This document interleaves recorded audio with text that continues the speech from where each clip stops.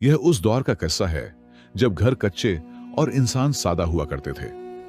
उसी सुनहरे दौर में शहर बगदाद से कुछ मील फासले पर एक बस्ती आबाद थी, जहां एक गरीब आदमी रहता था जिसका नाम ईसा था।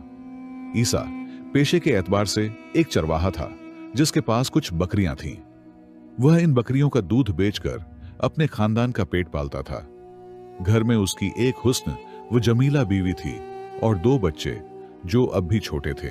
ईसा रोजाना फज्र के वक़्त उठता, अपने दिन का आगाज नमाज से करता और फिर अपनी बकरियां लेकर जंगल की तरफ निकल जाता। वहां वह बकरियां चराने के साथ साथ घर के लिए कुछ सूखी लकड़ियां जमा कर लेता ताकि उन लकड़ियों को जलाकर उसकी बीवी खाना तैयार कर सके। शाम के वक्त ईसा लकड़ियां उठाए अपनी बकरियों के साथ घर वापस आता, उनका दूध निकालता और एक बर्तन में डालकर इसके दो हिस्से करता। एक हिस्सा वह अपनी बीवी और बच्चों के लिए रख लेता और बाकी हिस्सा बाजार ले जाता और बेच देता। दूध बेचकर उसे जो कुछ पैसे मिलते वह उनसे घर वालों के लिए खाना खरीदता और बीवी बच्चों के साथ खाकर अल्लाह का शुक्र अदा करता। ईसा की बीवी सलमा खूबसूरत तो थी, लेकिन उसकी नजर तीखी और जबान तलवार की तरह काटती थी। वह एक ऐसे घर से आई थी जहां हर चीज की फरावानी थी और उसे कभी यह फिक्र न थी कि माल कहां से आया। वह दुनिया को पैसों से नापती थी। उसने ईसा को नेक आदमी समझकर शादी की, लेकिन वक्त के साथ उसकी नेकी उसे आजिज लगने लगी। वह ईसा से वह दौलत मांगती जो उसके पास न थी। एक दिन ईसा की बकरियों को वबा ने बीमार कर दिया। वह दूध देना बंद कर गईं।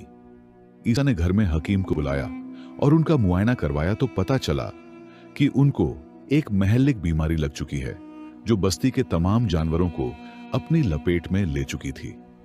इसीलिए उनको तब तक अलग बाड़े में रखना पड़ेगा जब तक उनकी वबा खत्म नहीं हो जाती। यह सुनकर ईसा फिक्रमंद हो गया और ईसा बाजार में दूध बेच ना सका। घर का खर्चा चलाना मुश्किल हो गया। सलमा की जबान और तीखी हो गई। वह कहती, यह क्या जिंदगी है? न अब घर में दूध है और न कोई रोटी है। क्या अब हम हमेशा फकीरों की तरह जिएंगे? गोश्त कहां है? वह चीजें कहां हैं जो मेरा सर अपनों के सामने बुलंद करती हैं? ईसा ने सर झुकाया और कहा, रिज्क अल्लाह के हाथ में है सलमा। मैं मानता हूं आज हमारा हाथ थोड़ा सा तंग है, लेकिन कल अल्लाह कोई ना कोई रास्ता खोलेगा। सलमा हंसी। उसकी हंसी तंज से भरी थी। कल, हर कल पिछले कल जैसा होता है। ईसा, तुम्हारी बकरियां बीमार हैं और तुम वादे करते हो, लेकिन हमें सिर्फ भूख मिलती है। बीवी के तानों से भरी हुई बातें उसकी बर्दाश्त से बाहर हो चुकी थीं। वह घर से निकला और बाजार में जा पहुंचा। ईसा ने बाजार में नौकरी शुरू कर दी। वह व्यापारियों का सामान उठाता, दुकानें साफ करता और जो कुछ मिलता घर ले आता। लेकिन सलमा मुतमिन न थी। हर शाम वह ईसा को ताना देती, इतने में गुजारा नहीं हो सकता। अगर वह चुप रहता तो उसे आजिज कहती, अगर मुआफी मांगता तो उसे कमजोरी समझती। दोनों एक छत के नीचे रहते, लेकिन उनके दरमियान दो दीवारें थीं। एक सलमा के सख्त अल्फाज की और दूसरी ईसा के खामोश दर्द की। एक रात सलमा ने हद पार कर दी। उसने दरवाजा खोल दिया और गलियों तक उसकी आवाज गूंजी, निकल जा ईसा, मैं तंग आ चुकी हूं। मैं ऐसा मर्द नहीं चाहती जो हर रोज मुझे जिल्लत की जिंदगी दे। दो बच्चे जो दरवाजे के सामने खेल रहे थे हैरत से देखने लगे। एक बूढ़ी पड़ोसन ने खिड़की से सर निकालकर कहा, अल्लाह से मांग सलमा। लेकिन सलमा ने कुछ न सुना। उसने हाथ से बाहर की तरफ इशारा किया। ईसा घर के बीच खड़ा था और अभी अभी बाजार से मजदूरी करके आ रहा था। उसके हाथ में अभी तक गर्म रोटी थी, लेकिन सलमा के अल्फाज उसके दिल को जला रहे थे। उसने कुछ कहना चाहा, लेकिन अल्फाज गले में अटक गए। उसे अपने मरहूम बाप का साया नजर आया, जो गोया उसे सब्र की तलकीन कर रहा था। उसके बच्चों ने उसके कपड़ों से लिपटकर रोकने की कोशिश की, लेकिन वह बोला, अगर मेरा जाना तुम्हारे लिए सुकून का बाइस है तो ठीक है, मैं ये घर छोड़कर चला जाता हूं। सलमा चीखी, हां, यह मेरा और घर का सुकून है। जा अपना रिज़्क कहीं और ढूंढ। पड़ोसी जमा हो गए।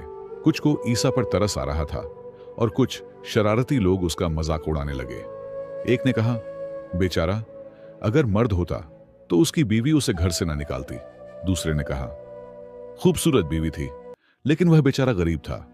ईसा ने आखिरी बार घर की तरफ देखा, एक कोना जहां वह शाम को घर आकर बैठता था और अपनी थकान दूर करता था।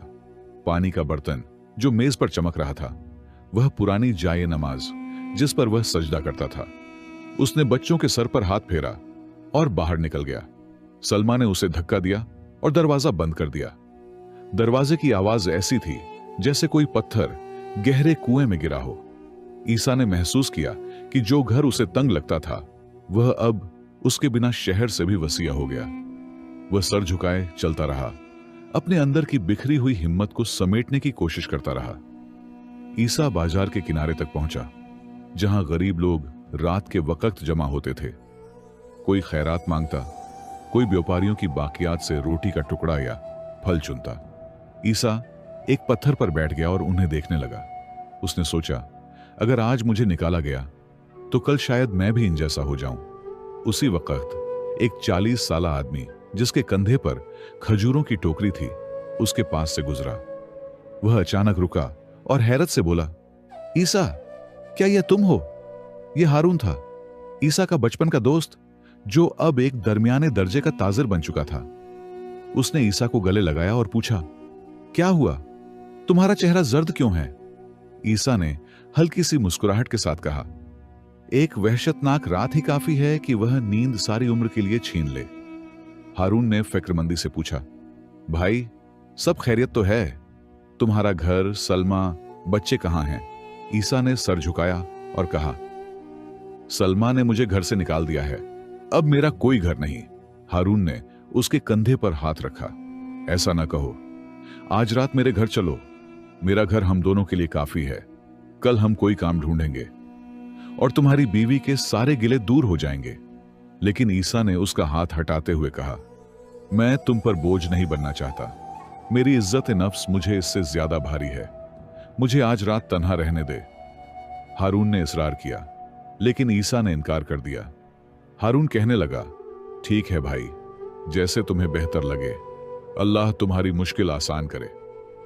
यह कहकर वह वहां से चला गया और ईसा अकेला रह गया। रात गहरी हो चुकी थी। ईसा मस्जिद के बड़े दरवाजे के पास जा बैठा। तिलावत की आवाज अंदर से आ रही थी, जिसका तर्जुमा कुछ यूं था, और जो शख्स अल्लाह से डरता है, अल्लाह उसके लिए निकलने का रास्ता बनाता है और उसे ऐसी जगह से रिज्क देता है जहां से उसे गुमान भी नहीं होता। इस आयत ने ईसा के दिल को छू लिया। वह मस्जिद की दहलीज पर बैठ गया। उसकी पीठ ठंडी दीवार से लगी थी। वह सोचने लगा, क्या मैं वाकई आजिज हूं? क्या मैं मर्द नहीं? उसका दिल तसल्ली मांग रहा था, लेकिन सलमा की आवाज अब भी उसके कानों में गूंज रही थी, निकल जा ईसा, जा, चला जा इस घर से। फज्र की रोशनी ने ईसा के चेहरे को छुआ। वह अब भी मस्जिद की दहलीज पर था। उसका जिस्म ठंड से अकड़ा हुआ था। वह उठा, कुएं से ठंडे पानी से वुजू किया और नमाज के लिए तैयार हुआ। वहां उसकी नजर एक बूढ़े शख्स पर पड़ी जो तस्बीह पढ़ रहा था। यह शेख आरिफ थे, मोहल्ले के हकीम, जिनसे लोग मशवरे लेने आते थे। नमाज के बाद शेख ने ईसा की तरफ देखा और उसके चेहरे पर उदासी पड़ी। वह करीब आए और बोले, बेटा, तुम्हारा चेहरा फिक्र से भारी है, क्या बात है? ईसा ने शर्मिंदगी से सर झुकाया, लेकिन शेख ने नरमी से कहा, अपना दिल हल्का कर, बात कहने से दिल को सुकून मिलता है। ईसा बैठ गया और बोला, शेख, दुनिया में इससे बड़ी तकलीफ क्या होगी कि तुम्हें तुम्हारे ही घर से निकाल दिया जाए। मेरी बकरियां बीमार हुईं, वह दूध देना छोड़ गईं। मैंने बाजार में नौकरी शुरू की, लेकिन सलमा ने नाशुक्री की और फिर आखिरकार मुझे पड़ोसियों के सामने जलील किया, अपने भाइयों से धमकियां दिलवाईं और फिर घर से निकाल दिया। शेखा ने खामोशी से सुना, फिर कहा, बेटा, अगर तुम्हारी बीवी अक्लमंद और कनात पसंद होती तो यह जानती कि रिज्क अल्लाह के हाथ में है और वह तुम पर बोझ न डालती। तुम्हारी कीमत तुम्हारे माल में नहीं, तुम्हारी ईमानदारी और सच्चाई में है। ईसा की आंखें भीग गईं। फिर वह कहने लगा, ऐ शेख, लोग हंसते हैं, कहते हैं उसे उसकी बीवी ने निकाला। क्या यह मेरी किस्मत है? शेख मुस्कुराए। लोग आज बोलते हैं, कल भूल जाते हैं, लेकिन अल्लाह नहीं भूलता। सब्र करो और काम ढूंढो जो तुम्हारा दिल भरे। मेरे बागीचे में काम करो। यह जमीन बहुत देर से खाली पड़ी है। मेरा कोई वारिस नहीं है।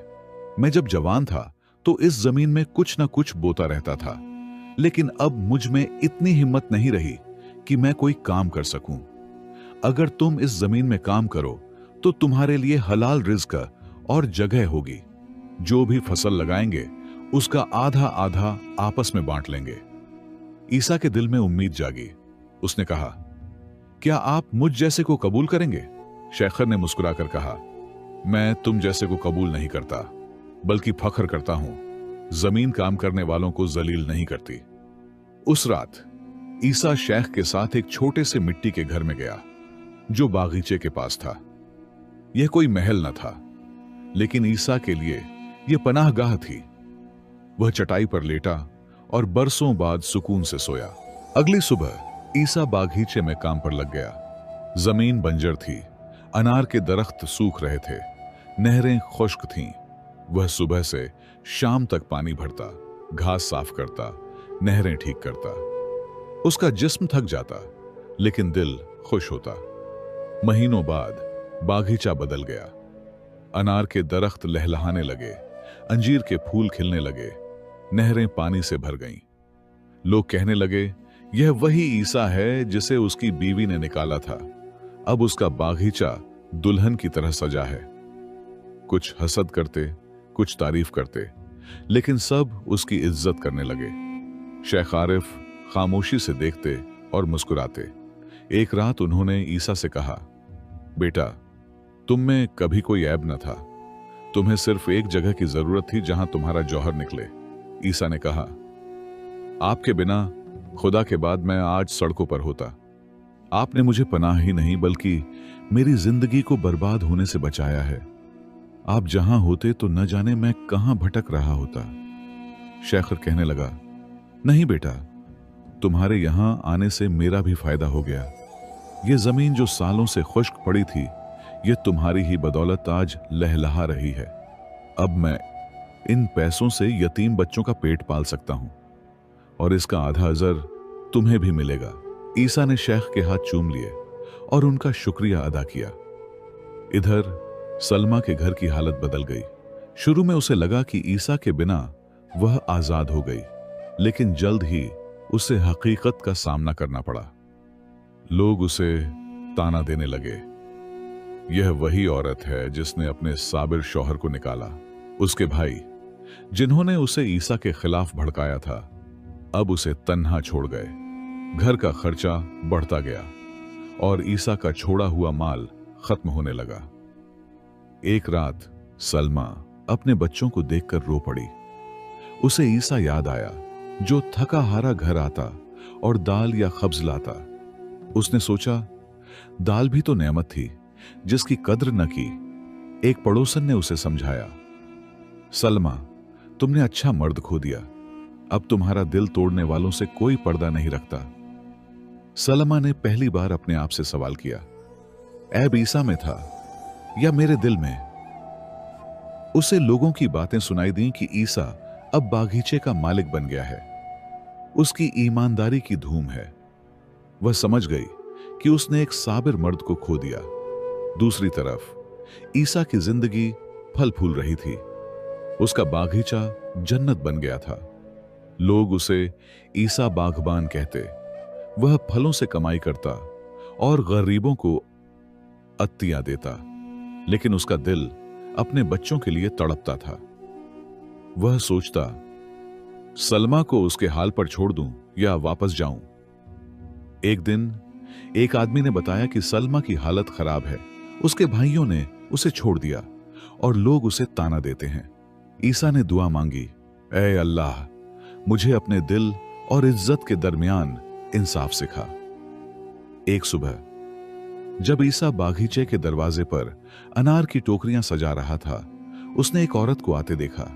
वह सलमा थी। उसका चेहरा जर्द, कपड़े पुराने और आंखें शर्मिंदगी से झुकी हुई थीं। वह खामोश खड़ी रही। ईसा ने पूछा, क्या बात है सलमा? सलमा के आंसू बह निकले। वह उसके पांव पर गिर पड़ी और बोली, मैंने तुम पर जुल्म किया ईसा, तुम्हें घर से निकाला, लोगों के सामने जलील किया। मैं अंधी थी, तुम्हारे सब्र को न देख सकी, मुझे मुआफ कर दो। ईसा खामोश रहा। उसकी इज्जत ए नफ्स चीख रही थी कि उसे छोड़ दे, लेकिन उसका दिल बच्चों के लिए पिघल रहा था। अचानक उसके दोनों बच्चे दौड़ते हुए आए और उससे लिपट गए। अब्बा, हमें दोबारा न छोड़ना। ईसा की आंखें भीग गईं। उसने सलमा की तरफ देखा और कहा, तुमने मुझे जख्मी किया, लेकिन मेरे बच्चों का कोई कसूर नहीं। मैं तुम्हें मुआफ करता हूं, लेकिन अब जिंदगी वैसी नहीं होगी। तुम्हें सच्चाई और सब्र से इसे दोबारा बनाना होगा। सलमा ने सर उठाया। उसकी आंखों में सच्ची नदामत थी। उसने कहा, ईसा, मुझे मुआफ कर दो। मैं वादा करती हूं आइंदा तुम्हारी नाकदरी नहीं करूंगी, चाहे तुम मुझे भूखा मार दो। मैंने सीख लिया कि माल जाता रहता है, लेकिन साबिर मर्द असली खजाना है। ईसा ने उसे उठाया, लेकिन उसका चेहरा संजीदा था।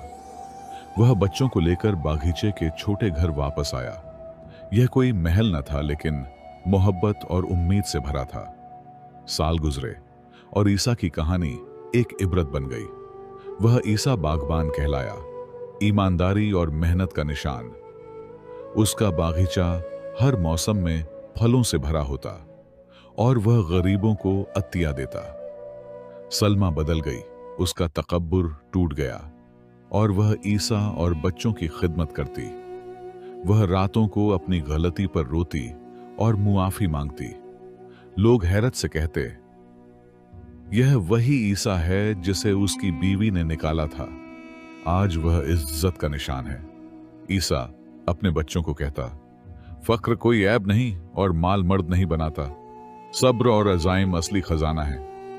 एक रात जब वह बागीचे में अपने बच्चों के साथ बैठा था, उसने आसमान की तरफ देखा और कहा, अल्हम्दुलिल्लाह, जिसने मुझे उस वक्त न छोड़ा जब सब ने छोड़ दिया। उसने दर्द से इज्जत का दरवाजा खोला। इस कहानी का अखलाकी सबक यह है कि सब्र, ईमानदारी और मेहनत इंसान को मुश्किल हालात से निकालकर इज्जत और कामयाबी की तरफ ले जाती है। जब जिंदगी आजमाइशों से भर जाए तो अल्लाह पर भरोसा और तकवा मुश्किलात से निकलने का रास्ता खोलता है और गैर मुतवक्के ज़राया से रिज़्क़ अता होता है।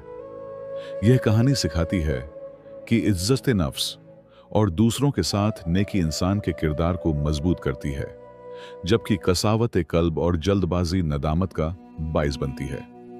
सच्चाई, सब्र और मोहब्बत से हर टूटा हुआ रिश्ता दोबारा जोड़ा जा सकता है और इंकिसार नई शुरुआत की बुनियाद बनता है।